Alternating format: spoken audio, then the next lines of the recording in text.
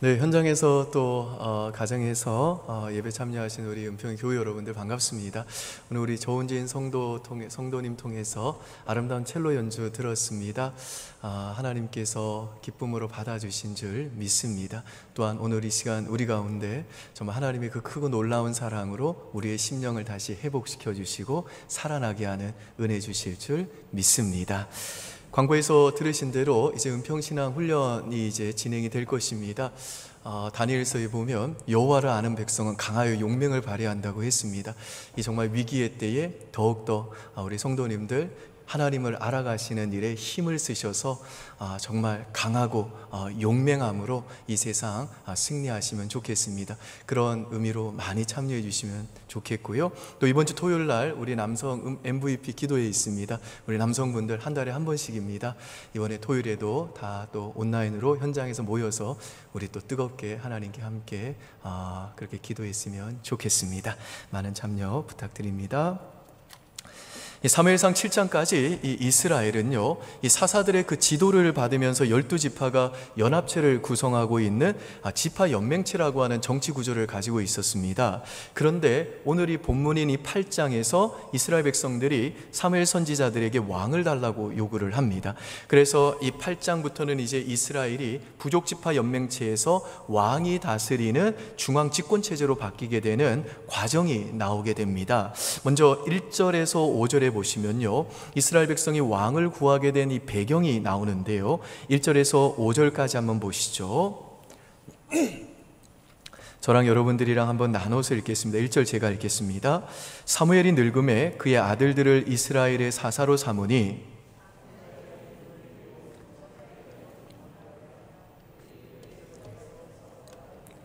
그의 아들들이 자기 아버지의 행위를 따르지 아니하고 이익을 따라 뇌물을 받고 판결을 굳게 하니라. 그에게 이르되 보소서, 당신은 늙고 당신의 아들들은 당신의 행위를 따르지 아니하니 모든 나라와 같이 우리에게 왕을 세워 우리를 다스리게 하소서 한지라. 이 말씀에서 보시듯이 이스라엘 백성이 왕을 구한 이유는 이 표면적으로 보면 이제 사무엘 선지자를 이어서 이스라엘의 사사가 된 이 사무엘의 두 아들들이 이 사무엘과는 대조적으로 그 사적인 이익을 추구하고 뇌물을 받는 불경건한 자들이었기 때문에 그렇습니다. 이건 사무엘 입장에서는 참 가슴 아픈 일이죠. 그래서 왕을 달라는 이 이스라엘 백성을 향해 사무엘이 다음과 같이 반응을 합니다. 6절 보실까요? 같이 읽습니다. 우리에게 왕을 주어 우리를 다스리게 하라 했을 때에 사무엘이 그것을 기뻐하지 아니하여 여호와께 기도하매. 이 말씀에서 보시듯이 사무엘은 기뻐하지 않았어요. 사실은 좀 섭섭했죠. 이 평생을 이스라엘 백성을 위해 헌신했는데 자기 자녀들의 그 잘못을 보고 이제 이 백성이 사무엘을 버린 겁니다. 그래서 사무엘은 하나님께 나아가서 이 백성들의 이 요구에 어떻게 반응해야 되는지를 묻습니다. 그러자 하나님이 아주 이 뼈 있는 말씀을 하십니다. 7절에서 9절까지 한번 보실까요? 같이 읽습니다. 여호와께서 사무엘에게 이르시되 백성이 내게 한 말을 다 들으라. 이는 그들이 너를 버림이 아니요 나를 버려 자기들의 왕이 되지 못하게 함이니라. 내가 그들을 애굽에서 인도하여 낸 날부터 오늘까지 그들이 모든 행사로 나를 버리고 다른 신들을 섬김같이 내게도 그리하는도다. 그러므로 그들의 말을 듣되 너는 그들에게 엄히 경고하고 그들을 다스릴 왕의 제도를 가르치라. 이 말씀에서 보시듯이 하나님께서 이 사무엘에게 하시는 말씀이 뭐냐면, 사무엘아, 그건 이스라엘 백성이 너를 버린 게 아니다. 사실은 그들이 내가 그들의 왕이 되지 못하도록 나를 버린 거다. 그리고 저들의 반역행위는 오늘 이 한 번의 일이 아니라 그들이 출애굽한 날 이후부터 계속해서 반복하고 있는 일이다 라고 아주 가슴 아픈 말씀을 하십니다. 그러니까 이스라엘 백성이 표면적으로는 이 사무엘의 두 아들들 을 핑계로 이 왕을 구했습니다마는 사실 그들의 속내는요, 하나님이 그들이 왕이 되는 걸 원치 않았던 겁니다. 그러니 이 하나님의 마음이 얼마나 속상하고 아프셨겠어요. 그런데 하나님은 자기 백성의 그 배신으로 인한 그 상처와 그 서럽고 모진 아픔을 다 참아내십니다. 그리고 이제 사무엘을 통해서 이스라엘 백성이 그렇게 다른 나라들처럼 인간 왕을 세우게 되면 한편으로는 그들이 덕을 볼 줄 모르지만, 그러나 또 한편으로는 너무나 많은 것들을 그들이 잃어버리게 될 것이다 라고 하는 사실을 차근차근 이 사무엘을 통해서 설명해 주십니다. 우리 10절에서 11절인데요, 같이 한번 읽겠습니다. 사무엘이 왕을 요구하는 백성에게 여호와의 모든 말씀을 말하여 이르되 너희를 다스릴 왕의 제도는 이러하니라. 그가 너희 아들들을 데려다가 그의 병거와 말을 어거하게 하리니 그들이 그 병거 앞에서 달릴 것이며. 이건 이제 이스라엘 백성이 그 인간 왕을 세우게 되면 그 왕이 그 백성들의 이제 아들들을 빼앗아 가지고 임금의 그 병거 앞에서, 이 전쟁터에서 일종의 총알바지가 되게 할 거라는 말입니다. 우리 12절에서 14절도 계속 한번 볼까요? 12절에서 14절은 우리 나누어서 읽겠습니다. 12절 제가 읽겠습니다. 그가 또 너희의 아들들을 1000부장과 50부장을 삼을 것이며 자기 밭을 갈게 하고 자기 추수를 하게 할 것이며 자기 무기와 병거의 장비도 만들게 할 것이며.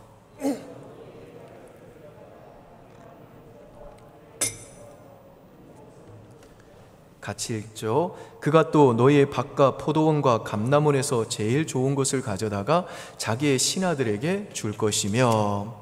이건 이스라엘이 왕을 세우게 되면 그 왕이 백성들의 그 아들들과 딸을 데려다가 자기 자신을 위해서 부려먹을 것이고, 왕이 너희들한테 가장 좋은 거 가져다가 자기 신하들에게 줄 거라는 말입니다. 15절과 16절도 보시죠. 같이 읽습니다. 그가 또 너희의 곡식과 포도원 소산의 11조를 거두어 자기의 관리와 신하에게 줄 것이며 그가 또 너희의 노비와 가장 아름다운 소년과 나귀들을 끌어다가 자기 일을 시킬 것이며. 이 말씀은 왕이 무거운 세금으로 너희를 고통받게 할 것이다. 그리고 백성들의 노비와 가장 아름다운 소년과 나귀들을 끌어다가 자기 일을 시킬 거라는 말입니다. 그래서 사무엘이 결론적으로 이 왕의 제도에 대해서 이렇게 말씀합니다. 17절 보시면요, 제가 한번 읽겠습니다. 너희의 양떼의 10분의 1을 거두어 가리니, 같이 읽겠습니다. 너희가 그의 종이 될 것이라. 이게 무슨 말이냐면, 이스라엘 백성이 하나님을 버리고 이제 인간 왕을 세우게 되면 결국 그 인간 왕의 노예가 될 거라는 겁니다. 그러니까 하나님이 아닌 인간, 다른 인간을 왕으로 세우는 것은 결국 그 왕의 노예가 되는 길이다 라고 하나님이 말씀하시는 겁니다. 그리고 18절을 보시죠. 같이 읽습니다. 그날에 너희는 너희가 택한 왕으로 말미암아 부르짖되 그날에 여호와께서 너희에게 응답하지 아니하시리라 하니 라고 말씀하시는데요, 이게 무슨 말인가 하면 사무엘상 7장까지는 이제 이스라엘 백성이 하나님께 왜 부르짖었는가 하면 그들을 괴롭혀서 고통스럽게 만드는 이방 민족들 때문에 부르짖었습니다. 그런데 이제 그들이 왕을 세우게 되면요, 그때부터는 이방인들 때문에 그들이 부르짖는 것이 아니라 이제는 그들이 택한 왕 때문에 너무너무 괴로워가지고 그들이 부르짖게 될 거라는 겁니다. 그러니까 앞으로 세워지게 될 그 인간 왕들은 두고두고 그 백성의 고통의 가장 근본적인 원인이 될 것이다. 너희가 그 왕 때문에 부르짖지만 여호와께서는 응답하지 않을 것이다. 왜냐하면 이건 너희들이 선택한 길이기 때문이다 라고 하나님께서 지금 이스라엘 백성에게 경고하고 계시는 겁니다. 하지만 이스라엘 백성은요, 그들의 주장을 끝까지 굽히지를 않습니다. 19절과 20절 보실까요? 한 절씩 나누어 읽겠습니다. 백성이 사무엘의 말 듣기를 거절하여 이르되 아니로소이다. 우리도 우리 왕이 있어야 하리니.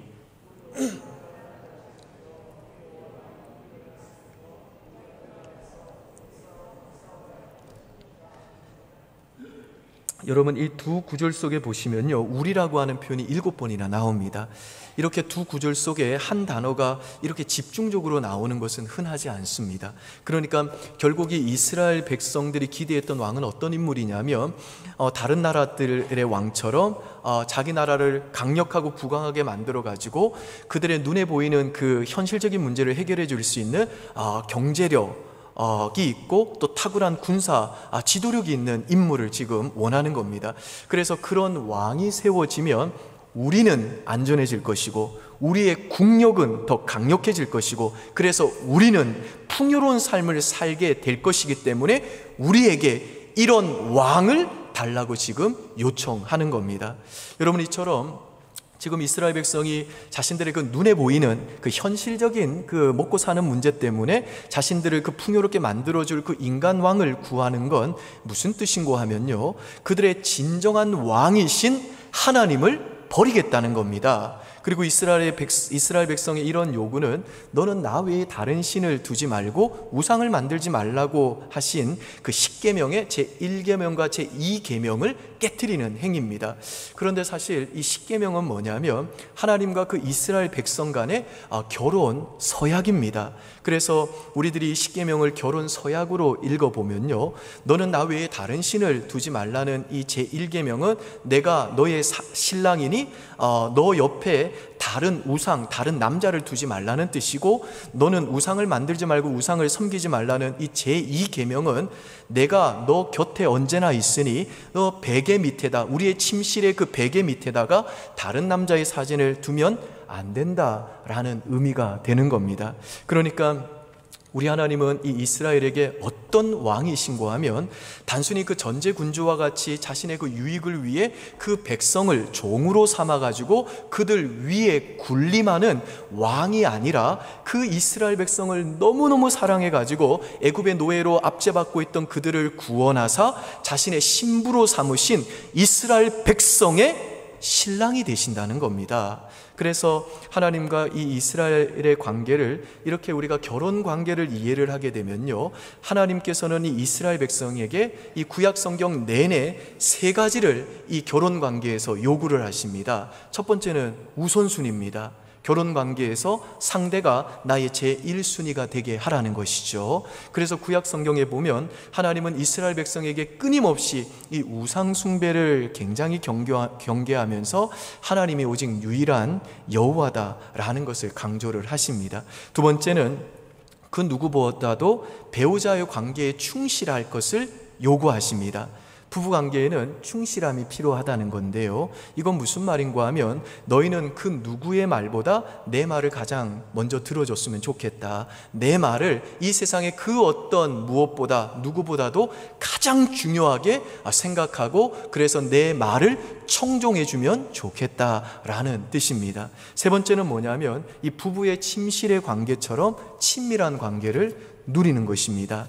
남편이 버젓이 있는데 아내가 외간 남자와 간음을 하는 것 정말 혐오스럽고 우리 모두가 반대하는 것이죠. 그런데 지금 이 이스라엘 백성이 하나님을 버리고 인간 왕을 요구하는 이 행위는 무슨 뜻이냐면 그들이 하나님과 이 결혼 관계에서 지켜야 될 그 결혼 서약인 우선순위와 충실함과 부부간의 그 친밀한 관계를 전부 다 깨트리는 배신인 겁니다. 속된 말로 남편이 있는 아내가 남편 앞에 대놓고 지금 외간 남자를 침실로 불러들이겠다는 겁니다. 그러니 신랑 되시는 하나님이 이스라엘 백성의 이 배신에 얼마나 깊은 상처를 받으셨겠습니까? 여러분, 우리 하나님은 어떤 분이신고 하면 질투하시는 하나님이십니다. 사실 이 십계명 전체를 해석하는 열쇠가 되는 표현이 바로 하나님은 질투하시는 하나님이시라는 겁니다. 그래서 십계명에 보면요, 하나님이 1계명과 2계명을 선포하신 다음에 선포하시면서 이스라엘 백성이 그 계명을 지켜야 되는 이유로 뭘 제시하는고 하면 하나님이 질투하시는 하나님이기 때문이다 라고 말씀하십니다. 출애굽기 20장 5절 보실까요? 같이 읽겠습니다. 그들에게 절하지 말며 그것들을 섬기지 말라. 나 내 하나님 여호와는 질투하는 하나님인즉 나를 미워하는 자의 죄를 갚되 아버지로부터 아들에게로 3, 4대까지 이르게 하거니와. 여러분들은 이 하나님은 질투하는 하나님이시다 라고 하는 이 표현이 어떻게 다가오시나요? 사랑의 하나님, 자비의 하나님, 관대하신 하나님, 이런 표현은 좋은데 이 질투의 하나님은 좀 부담스럽게 다가오지 않으시나요? 사실 어떤 면에서 우리는요, 나의 수많은 연인들을 인정해주는 아주 쿨한 하나님은 원합니다마는 라이벌을 절대로 용납하지 않으시는 질투하는 하나님은 좀 부담스럽고 또 심지어 무섭기도 하고 원치 않는 경향이 있습니다. 우리 안에는 그런 본성이 다 있어요. 왜냐하면 지금 내가 하나님보다 더 사랑하는 게 있거든요. 그걸 내가 알거든요. 근데 그걸 가지고 지금 걸고 넘어지는 이 질투하는 하나님은 부담스러운 겁니다. 단지 내가 잘 되고 내가 잘 살기를 바라주는 신, 그래서 나를 아낌없이 지원해 줄 수 있는 서포터와 같은 지원자 하나님, 그래서 날 잘 되라고 늘 격려해 주시는 하나님, 이게 우리 모두가 원하는 하나님 상입니다. 그런데 하나님께서 나에게 나의 사랑의 감정까지 다 내놓으라고, 나는 너의 모든 마음을 원한다고, 너와 나와의 관계에서 나를 언제나 제 1순위로 두고 언제나 나의 말을 가장 먼저 청종하고 침실의 그 부부관계처럼 나와의 친밀한 관계를 요구하는 이런 질투의 하나님이라고 한다면 잠깐만요. 제가 지금 교회에 온 건 그런 하나님 믿으려고 온 게 아닌데요. 나는 그런 하나님께 속박당하는 건 원치 않는데요 라고 그렇게 말하게 된다는 겁니다. 나에게 나의 배타적이고 강렬한 사랑의 관계를 요구하는 그 하나님은 우리 인간 본성상 심지어 신자들 안에도 굉장히 부담스럽다는 것입니다. 그래서 이 교회를 오래 다닌 분들 중에도 보면 가끔 이런 말을 하시는 분들을 종종 보게 됩니다. 내가 죽기 직전에 바로 예수 믿었으면 좋았을 텐데 괜히 일찍 예수 믿어가지고 내 마음대로 살지 못하고 이게 웬 고생이냐. 그러니까 우리들 안에도요, 지금 왕을 구하는 이 이스라엘 백성들처럼 사실상 많은 경우에 내가 여전히 내 인생의 왕인 상태로 신앙생활을 유지하는 방법을 원하는 이 마음들이, 이 악한 본성들이 다 있다라는 겁니다. 예컨대 하나님, 저는 인간으로서 저희가 한계가 있다는 거 인정합니다. 그래서 저에게 신이 필요하다는 거 인정해요. 만에 하나 내 자식들에게 어떤 일이 일어날지 모르니까 그 애들도 믿는 대상이 필요하고 종교도 하나쯤은 필요한 것 같습니다. 그런 의미에서 종교를 하나쯤 갖는 거 그렇게 나쁠 것 없는 것 같아요. 그리고 이 세상은 참 험하지 않습니까? 그러니 나도 신의 도움이 필요합니다. 뿐만 아니라 혹시라도 죽은 다음에 지옥과 천국이 있으면 정말 그건 곤란한 일이 되겠죠. 그러니 내가 어느 정도 하나님께 노력할 테니까 하나님도 알맞게 저를 좀 도와주십시오. 나도 열심히 할게요. 열심히 살고 열심히 내가 노력하며 살게요. 근데 내가 내 인생의 왕이 되어 내 인생을 마음대로 살 수 있는 자유만큼은 침해하지 말아주세요 라면서 마치 이 신앙이라는 것을 보험 드는 심정으로 신앙생활하는 교회 다니는 교인들이 오늘날 교회 안에 의외로 많더라는 것입니다. 그러니까 이런 사람들에게는 나의 요구를, 나의 전부를 요구하시는 이 질투하시는 하나님은 굉장히 부담스럽고, 심지어는요, 이 하나님을 믿는데 믿지 않는 분들이 하나님을 받아들이는데 굉장히 어려움을 겪는 요소이고, 또 많은 분들이 기독교에 대해서 반감을 가지게 하는 개념일 수밖에 없다라는 겁니다. 그리고 질투하시는 이 하나님에 대한 이런 부담과 반감이 오늘 본문에 보니까 심지어는 하나님의 백성이라고 불리우는 그 이스라엘 백성들의 모습에서도 적나라하게 표출되고 있더라는 겁니다. 그리고 사실 이런 이스라엘 백성들의 모습을 보면서 우리들도 이 이스라엘 백성처럼 내 안에도 자리 잡고 있는 하나님만을 내 인생의 주인과 왕으로 모시기를 원하시는 이 질투하시는 하나님에 대한 반감과 또 부담을 하나님께 들킨 것 같아가지고 뜨끔한 겁니다. 근데 여러분, 사람들은 이 배우자와 연인이 내 사랑을 배신하면 죽이고 싶잖아요. 제 아내도요, 가끔은 목회자와 불륜 소식을 어디서 듣게 오면 여보 이런 일이 있었대. 그래도 나는 당신이 그럴 일은 없다고 생각하지만 믿지 마. 그래도 행여라도 당신이 그렇게 불륜을 저지르면 하나님은 당신을 용서해도 난 당신을 끝까지 용서하지 않을 거야. 그러니까 조심해. 그런데 그럴 때마다 이 전설의 고향 보는 것처럼 등골이 오싹해집니다. 그런데 여러분, 하나님의 질투는요, 사람의 질투와는 다릅니다. 성경이 말하는 하나님의 질투는 뭐냐면 하나님을 버리고 다른 대상을 왕으로 섬기고 사랑하고 의지하는 그 하나님을 배신한 그 음란하고 패역한 자기 백성을 그래도 끝까지 포기하지 않으시고 징계와 설득과 추격과 회유를 통해 어떻게 해서든지 결국에는 자기 백성을 회복시키시는 사랑, 그게 바로 성경이 말하는 질투하시는 하나님의 사랑입니다. 이 호세아서라고 하는 성경을 보면요, 이걸 우리가 잘 볼 수가 있는데요, 거기에 보면 하나님이 호세아라고 하는 선지자에게 고멜이라고 불리는 음란한 여인과 결혼하라고 명령을 내립니다. 정말 터무니없는 명령이죠. 근데 그 호세아가 그 음란한 여인과 결혼을 해요. 근데 이 고멜이라는 여인이 결혼하고 나서 계속 집을 나갑니다. 집을 나갔다 들어오면 배가 불러 있는 거예요. 심각한 것이죠. 그 뱃속의 아이 아버지가 누군지를 모르는 겁니다. 그래도 하나님은 계속해서 이 호세아에게 그 여인과 그 여인의 아이들을 받아들이라고 말합니다. 그런데 어디까지 이 고멜이라는 여인이 추락하냐면 이 여인이 결국에는 노예가 돼요. 그래서 몸을 파는 게 직업인 여인이 됩니다. 막장도 뭐 이런 막장이 없죠. 그런데 하나님이 호세아에게 또 명령을 하세요. 음녀가 된 그 여자를 사랑해라 라고 명령합니다. 그래서 호세아가 이 말씀 듣고 어떻게 순종하는가 하면 은 15개와 보리 한 호멜을 자신을 위해서 주고 그 노예 상태가 된 그 여인을 다시 삽니다. 근데 하나님이 호세아에게 이런 말도 안 되는 명령을 주시는 이유를 성경은 이렇게 말씀을 합니다. 호세아 3장 1절 보실까요? 같이 한번 읽습니다. 여호와께서 내게 이르시되 이스라엘 자손이 다른 신을 섬기고 건포도 과자를 즐길지라도 여호와가 그들을 사랑하나니 너는 또 가서 타인의 사랑을 받아 음녀가 된 그 여자를 사랑하라 하시기로. 호세아 2장 23절도 보시죠.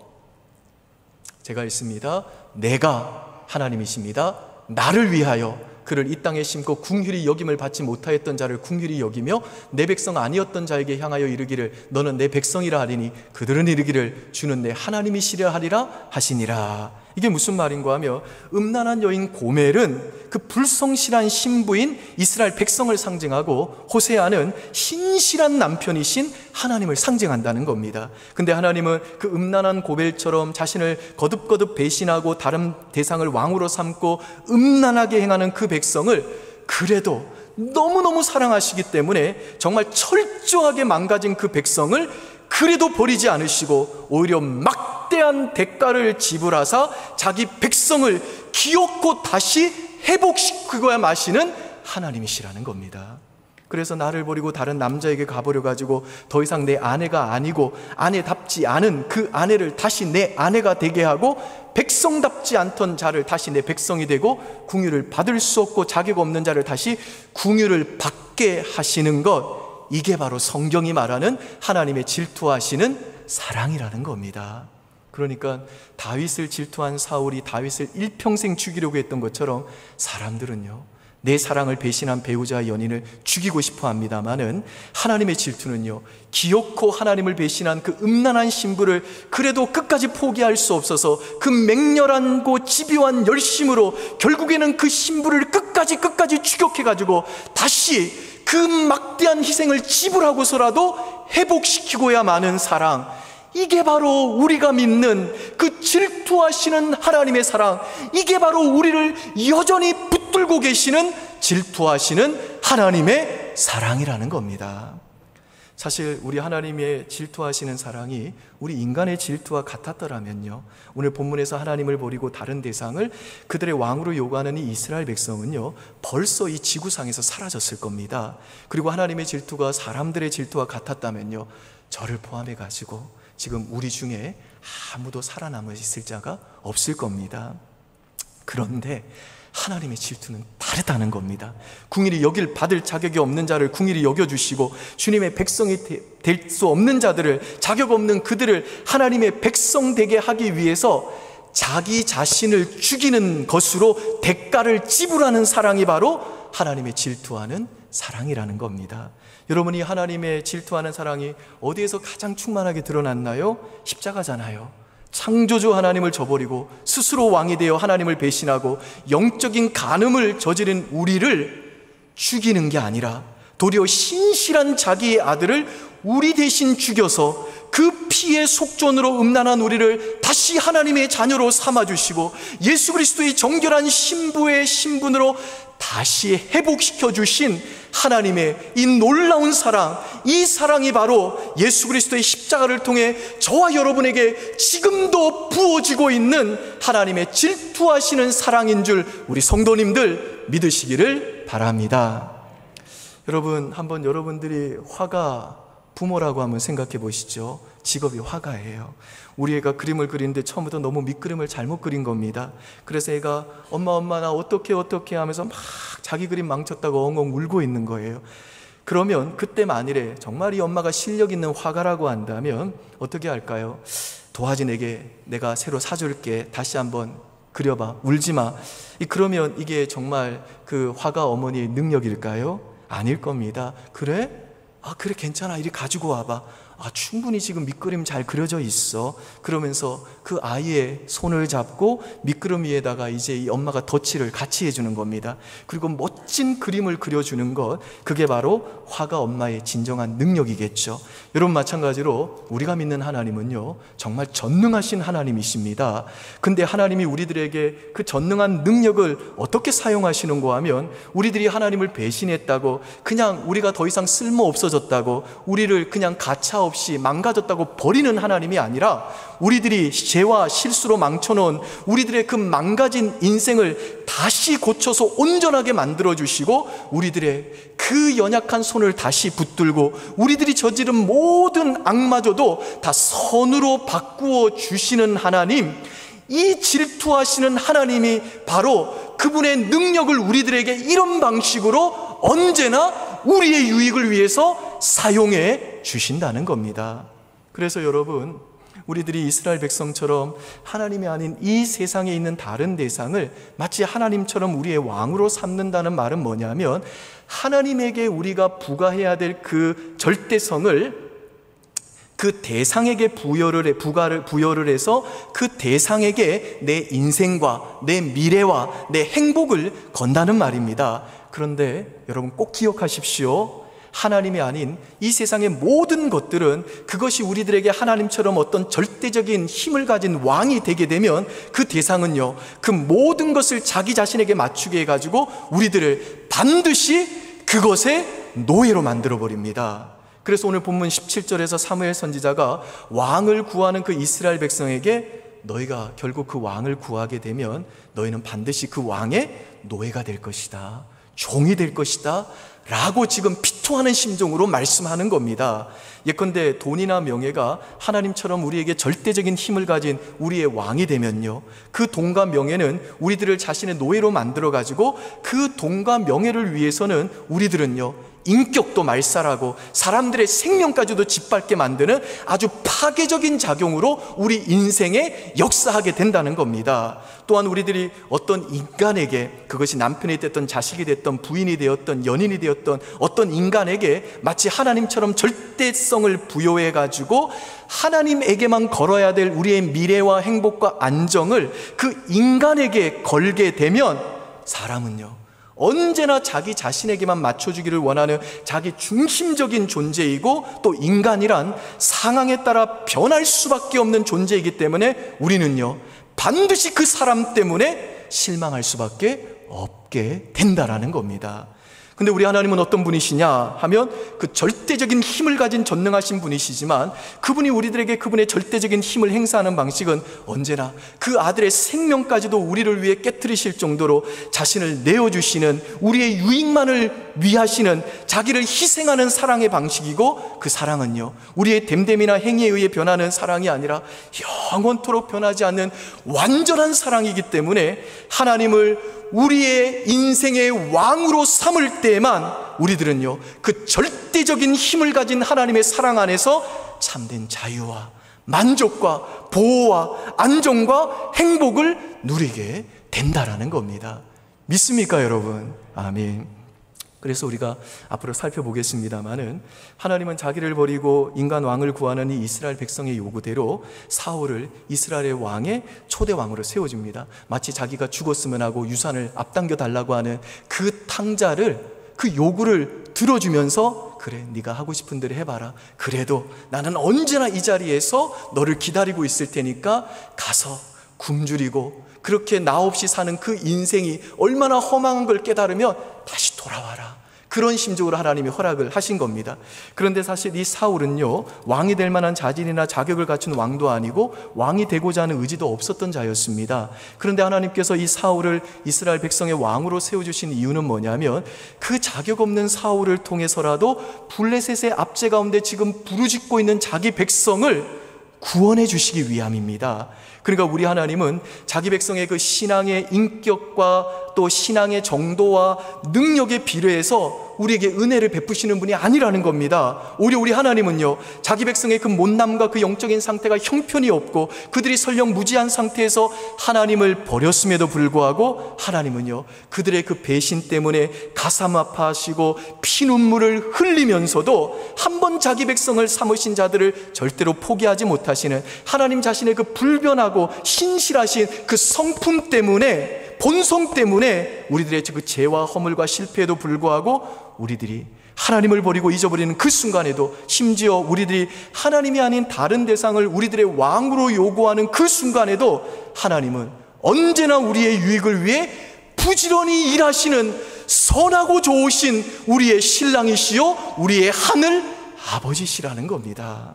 그러므로 사랑하는 여러분, 지금 여러분들이 혹시나 하나님 앞에 범죄하고 이 모양 저 모양으로 살다가 다 그 인생이 어그러지고 다 무너져 있고 다른 사람이 잘못이 아니라 내가 행한 죄의 결과 때문에 지금 내 삶이 정말 와장창 깨어져 있고 하나님을 사랑하고 경외하는 마음은 어느새 마음속에서 다 떠나버리고 하나님을 묵상하고 하나님을 기억하려고 해도 다시는 이제 그 은혜가 느껴지지 않는 바로 그 순간에도, 그리고 여러분의 마음을 정직하게 확인해 봤을 때 나는 아무리 생각해봐도 내 신앙은 가짜 같아, 그러니 내가 이 모양 이 꼴로 살지 라고 말할 수밖에 없는 바로 그 순간에도 사랑하는 우리 성도 여러분, 질투하시는 이 하나님을 찾으십시오. 질투하시는 이 하나님을 만나십시오. 이 질투하시는 하나님은 여러분이 하나님을 버리고 다른 대상을 여러분의 왕으로 요구하는 바로 그 순간에도, 그래서 여러분에게 진노와 형벌을 쏟아 부을 만한 그 상황 속에서도 하나님은요, 이미 그 진노와 형벌을 그 아들 예수 그리스도에게 우리 대신 다 쏟아 부으셨기 때문에 여전히 여러분의 삶에 가장 적합한 은혜를 쏟아 부으시는 하나님이시라는 이 사실 잊지 마시기 바랍니다. 그리고 여러분이 하나님 앞에 저지른 그 죄악보다도 이 질투하시는 하나님이 지금 여러분을 붙들고 계시고 여러분에게 지금 쏟아 부으시는 그 은혜와 자비와 긍휼이 훨씬 더 깊고 넓다는 이 사실 여러분의 가슴팍에 오늘 새기시고 오늘 이 예배당 나갈 수 있기를 주님의 이름으로 축복합니다. 왕을 요구하고 있는 자기 백성의 그 잔인한 배신과 폐역함 앞에서도 그 어떤 실력과 능력과 하나님을 경외하는 사랑하는 마음의 소원도 가지고 있지 않던 이 사울이라고 하는 이 왕을 세우셔가지고 블레셋 소나기에서 자기 백성을 지키시는 이 하나님은요, 여러분들이 정말 하나님 앞에 저지르고 있는 그 죄악의 깊이와 크기에도 불구하고 새 은혜로 지금도 여러분에게 하나님의 은혜를 부어주기를 원하시는 하나님이십니다. 그리고 여러분의 그 어그러지고 무너진 여러분의 그 삶자리에서 정말 여러분의 인생을 다시 일으키시고 회복시키는 그 자리로 여러분을 인도하시는 하나님이시니, 사랑하는 성도님들, 이 하나님 부디 믿으시고 이 하나님 때문에 다시 일어나시고 이 하나님 때문에 용기를 가지시기를 주님의 이름으로 축복합니다. 그리고 지금 혹시 여러분 중에 아무에게도 토해낼 수 없는 나만이 아는 정말 그 은밀한 죄 때문에, 죄책감 때문에 괴로우시거나 이 코로나가 장기화되면서 여러분의 마음속에 어느 순간 하나님이 아닌 여러분 자신이 인생의 주인이 되어 살아가고 있고, 그래서 하나님이 더 이상 느껴지지 않는 그 심령의 상태를 꽤나 오랫동안 지금 유지하고 있거나 내 반복되는 죄와 실패 때문에 스스로를 자꾸만 자책해야 하고 하나님부터 나는 완전히 끊겨진 사람인처럼 영혼이 완전히 메말라 있는 분들 혹시 계십니까? 4세기에 활동했던 아우구스티누스는요, 이렇게 말했습니다. 하나님께서는 우리가 하나님을 향해 살도록 우리를 지으셨기 때문에 우리가 하나님 안에서 쉬기 전까지는 우리는 결단코 안식할 수가 없습니다. 그러니까 하나님으로만 채워져서 만족하고 행복하고 가치 있고 의미 있고 안전할 수 있는 존재가 바로 우리들이라는 겁니다. 그러므로 사랑하는 여러분, 다시 한번 이 시간 하나님을 여러분의 왕으로, 주인으로 모시기 바랍니다. 그리고 이 시간 우리들의 처절하고 못난 죄악에도 불구하고 강압적이고 권위적인 방식으로 우리들을 굴복시키는 대신에 우리들의 그 배신으로 인한 그 아픔과 상처로 인한 고통 때문에 우시면서도 결단코 우리를 포기하지 않으시고 오히려 그 아들의 생명까지도 우리를 위해 깨뜨리시는 이 희생적인 방식으로만 그 절대적인 힘을 우리에게 사용하사 지금도 우리의 모든 못남과 형편없는 모습에도 불구하고 여전히 우리의 선을 위해서 부지런히 일하고 계시는 이 하나님 앞에 부디 주저마시고 뻔뻔하게 다시 나가셔가지고 하나님만이 나의 진정한 왕이시고 나의 진정한 남편 되십니다 라는 이 고백을 하나님께 토해내시고 다시 이 좋으신 하나님을 여러분의 삶의 제1순위로 삼으시고 그 하나님 말씀에 충실히 청종하시고 하나님과의 그 친밀한 관계에서 그래서 하나님이 주시는 진정한 평안과 만족과 안정과 기쁨과 능력을 누리심으로 사랑하는 여러분, 이번 한 주간 이 험한 세상 그래도 당당하고 자신감 있게 승리하며 살아가시기를 우리 주 예수 그리스도의 이름으로 축원드립니다. 아멘. 기도하겠습니다. 아버지 하나님, 오늘 하나님께 그 애굽에서 건진받은 그 놀랍고 위대한 하나님의 사랑을 받고 신부가 되었음에도 불구하고 여전히 그 하나님을 배신하고 자기 자신이 그 인생의 주인과 왕이 되어 살아가려는, 그래서 왕을 구하는 이 이스라엘의 모습을 보면서 우리의 마음이 들킨 것 같아서 너무 얼굴이 화끈거리고 마음이 뜨끔합니다. 그럼에도 불구하고 우리에게 소망이 있는 것은 이렇게 못난 우리 포기하지 않으시고 질투하는 사랑으로 끝까지 우리에게 찾아오시고 때로는 징계로, 때로는 회유로, 때로는 그 또 설득으로 결국에는 우리가 그 하나님의 질투하시는 사랑 앞에 그 아들을 내어주시기까지 우리를 신부 삼고 결국에는 우리를 회복시키시는 그 질투하시는 사랑 앞에 다시 설복이 되어 하나님을 나의 왕과 우리의 진정한 신랑으로 고백하게 하시니 고맙습니다. 사랑하는 우리 성도들, 이 험한 세상 이번 한 주간 또 살아가야 될 텐데 정말 하나님만이 우리의 진정한 왕이시고 남편이시라는 이 고백이 이 시간 다시 한번 살아나게 하셔서 이 하나님이 그 인생을 반드시 책임져 주시고 인도하실 것이며 그 모든 험난한 과정 동안 하나님이 성실하게 신실하게 동행해 주실 것을 믿고 오직 하나님을 제1순위로 그 인생에 두게 하시며 말씀에 청종하게 하시며 하나님과의 그 친밀한 관계에서 주시는 진정한 평안과 만족과 안정과 기쁨과 능력을 가지고 살 수 있도록 은혜 내려 주시옵소서. 그렇게 우리를 붙드시고 이번 한 주간 또 우리와 동행해 주실 하나님께 감사드리며 이 모든 말씀 우리 주 예수 그리스도의 이름으로 기도합니다. 아멘. 우리도 함께 자리에서 일어나셔서